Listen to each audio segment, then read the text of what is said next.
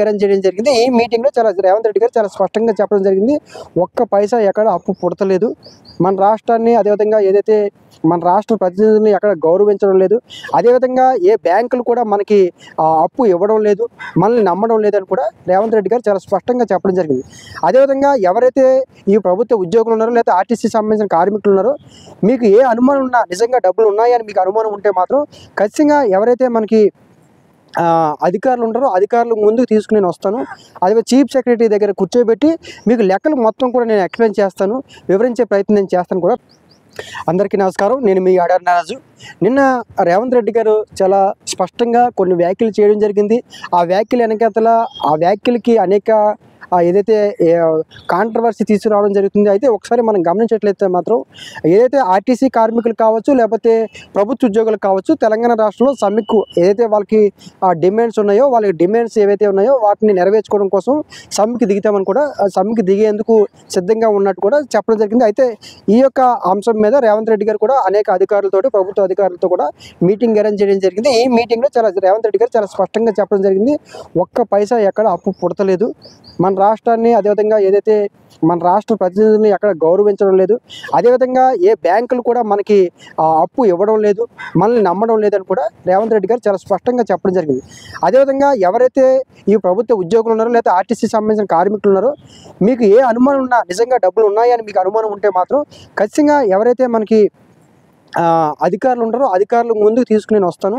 అదే chief secretary దగ్గర కూర్చోబెట్టి మీకు లెక్కలు మొత్తం కూడా నేను ఎక్స్ప్లెయిన్ చేస్తాను, వివరించే ప్రయత్నం నేను చేస్తాను కూడా రేవంత్ రెడ్డి గారు చాలా స్పష్టంగా చెప్పడం జరిగింది. అయితే ఈ వ్యాఖ్యల మీద అటు టీఆర్ఎస్ కావచ్చు మిగతా వాళ్ళు కూడా చాలా కాంట్రవర్సీగా మాట్లాడడం జరిగింది. చాలా అంటే రేవంత్ రెడ్డి గారు ఉన్న విషయాన్ని చాలా స్పష్టంగా చెప్పడం జరిగింది. అప్పులు పుడతలేదు. ఎందుకంటే లేనిది ఉన్నదని చెప్పి ఇప్పుడు ఇంత 14 నెలలు అవుతుంది. లేనిది ఉన్నదని చెప్పలేము. కాబట్టి గత ప్రభుత్వం చేసిన అప్పులకి ఇప్పటికే 6,000 కోట్ల వరకు వడ్డీ కడుతున్నాము. ఏదైతే మనకు వచ్చిన ఆదాయం ఏదైతే ఉందో ఆ ఆదాయం ఎంత ఉంది, అదేవిధంగా అప్పులు ఉన్నాయి, అదేవిధంగా ఏవైతే పథకాలు ఉన్నాయో ఆ పథకాలకు కొంత అమౌంట్ వెళ్ళిపోతుంది.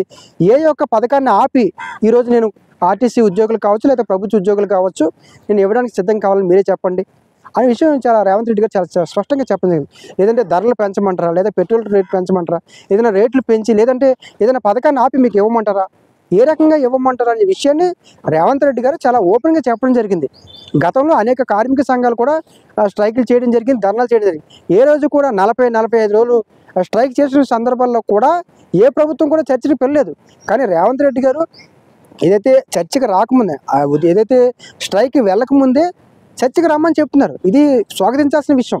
ఏదైతే రాష్ట్ర ప్రభుత్వం సంబంధించిన ఆర్థిక పరిస్థితులు ఏ రకంగా ఉన్నాయి, రాష్ట్ర సంబంధించిన ఆర్థిక పరిస్థితులు ఏదైతే పథకాలకు సంబంధించిన ప్రభుత్వం ఏదైతే ఖర్చు చేసే విధానం ఏదైతే ఉందో దానికి సంబంధించిన లెక్క మొత్తం కూడా చీఫ్ సెక్రటరీ గారి దగ్గర నుంచి మీకు అన్ని డాక్యుమెంట్తో సహా చూపిస్తాను, ఉద్యోగస్తులకు నేను స్వాగతం చెప్తానని చెప్పి రేవంత్ రెడ్డి గారు చెప్పడం జరిగింది.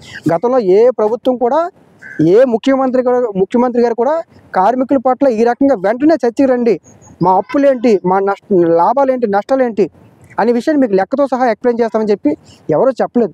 రేవంత్ రెడ్డి గారు ఏంటంటే ఓపెన్గా కొన్ని విషయాలు చెప్పడం జరుగుతుంది. ఎందుకంటే గత ముఖ్యమంత్రులతో పోలిస్తే రేవంత్ రెడ్డి గారు ప్రతి ఒక్క విషయాన్ని ఓపెన్గా చెప్పడం జరుగుతుంది. ఎందుకంటే ప్రజల్లో కొన్ని అపోహలు ఉంటాయి, లేదంటే ప్రతిపక్ష పార్టీలు కొన్ని అపోహలు సృష్టిస్తాయి. కాబట్టి ఎక్కడైతే ప్లాట్ఫామ్ ఉంటుందో ఆ ప్లాట్ఫామ్ మీద మీడియా ముందు తను ఓపెన్గా చెప్పడం జరుగుతుంది. రాష్ట్రానికి సంబంధించిన ఆర్థిక పరిస్థితులు, గత ప్రభుత్వం చేసిన అప్పులు, ఏదైతే ఇప్పుడు దానికి కడుతున్న వడ్డీ, రాష్ట్ర ప్రభుత్వానికి వస్తున్న ఆదాయము, ఇవన్నీ కూడా రేవంత్ రెడ్డి గారు చాలా స్పష్టంగా ఎక్స్ప్లెయిన్ చేయడం జరుగుతుంది. కాబట్టి ప్రభుత్వ ఉద్యోగులు సహకరించండి, చర్చలకు రండి. ఏవైతే మీకు అనుమానం ఉన్నాయో లేకపోతే ఏవైతే మీకు డిమాండ్స్ ఉన్నాయో వాటిని నెరవేర్చడానికి ఇంకేమైనా కట్ చేసి మీకు ఇవ్వాలా, కాబట్టి స్వీయ నియంత్రణ పాటించండి, కొంత సమయం ఓపిక పడండి అనే విషయం రేవంత్ రెడ్డి గారు చాలా స్పష్టంగా చెప్పడం జరిగింది. దీన్ని రేవంత్ రెడ్డి గారు రాష్ట్ర పరువు తీస్తున్నారు, దివాలా తీస్తున్నారు, అలా ఓపెన్గా చెబుతారా అంటే ఆల్రెడీ బ్యాంకుల నుంచి కూడా ₹1 కూడా మాకు రావడం లేదని కూడా రేవంత్ రెడ్డి గారు చాలా స్పష్టంగా జరిగింది. బ్యాంకులు కూడా మన రాష్ట్రాన్ని సంబంధించిన ప్రతినిధులు నమ్మడం లేదనే విషయం కూడా చాలా స్పష్టంగా చెప్పడం జరిగింది. కొన్ని విషయాల్ని ఓపెన్గా ప్రజలకి రేవంత్ రెడ్డి గారు చెప్పడం అది తప్పు కాదు. ఒక ముఖ్యమంత్రిగా అంటే కొన్ని విషయాలు దాచుకోవచ్చు, కొన్ని విషయాలు చెప్పాలి. కానీ ఇది చెప్పాల్సిన సందర్భం వచ్చింది కాబట్టి చెప్పారు. చెప్పకపోతే ఉద్యోగస్తులు ఇంకా రాష్ట్ర ప్రభుత్వం దగ్గర ఇంకా ఆదాయం ఉండి లేకపోతే అన్ని అవకాశాలు ఉండి మాకు ఇవ్వట్లేదు అన్న భావన కలుగుతుంది అని అనుకున్నారో ఏమనుకున్నా కానీ ఉన్న విషయాన్ని ఓపెన్గా చెప్పడం జరిగింది. అదేవిధంగా రేవంత్ రెడ్డి గారు మొదటి నుంచి కూడా ఏ విషయాన్ని ప్రజలకు ఓపెన్గా చెప్తారు కాబట్టి ఈ విషయాన్ని కూడా చెప్పారని మేము భావించవచ్చు. Thank you.